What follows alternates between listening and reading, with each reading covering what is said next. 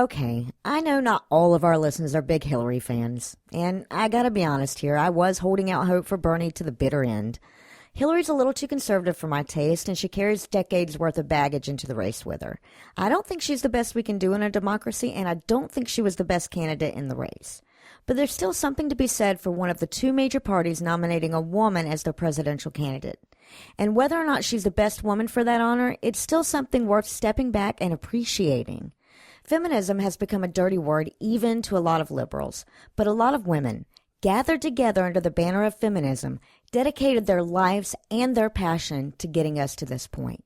And we owe it to the ones that didn't live to see this, to set aside our political vitriol and our misgivings and our disappointments, and reflect on the fact that our country is probably going to be presided over by a woman for the first time in its history. And that matters. And it's downright Greek playwright how much our opponent embodies the stereotype of male id, isn't it?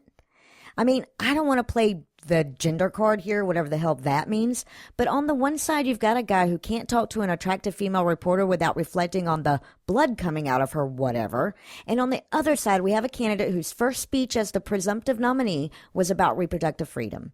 And for whatever it's worth, this is the first time a major party's candidate has devoted an entire speech to the subject.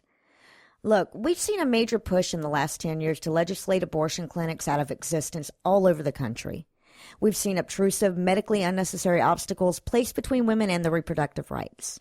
We've seen politicians trying to give driver's licenses to fetuses and use eminent domain to declare fallopian tubes public property.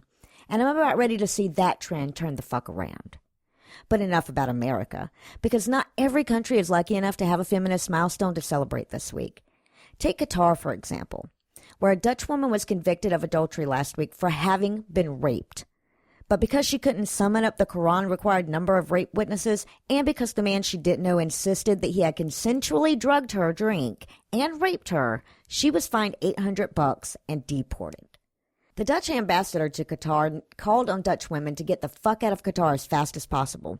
But she said it kind of like she was nodding along to something they were already saying, like, as if I need to say this, get the fuck out of this rapey, barbaric, misogynistic hellhole. That will be all.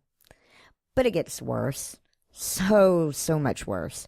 My last story comes out of Pakistan, where all the worst shit happens.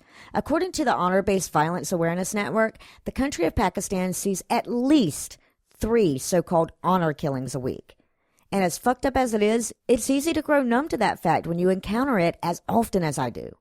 And now I'm only shocked out of my complacency by stories like the one I saw this week about a mother who burned her 17-year-old daughter alive because she married a guy her family doesn't approve of. And I honestly thought about skipping this story because it's just too horrendous to talk about, especially in a week where we're all still processing that shit in Orlando. But one of the reasons that this shit happens 3 times a week in Pakistan is because we're not talking about it enough. And if we learned anything this week, it's that the world can't afford our silence. And on that awkward transition from note, I'll hand things back over to Noah, Heath, and Eli.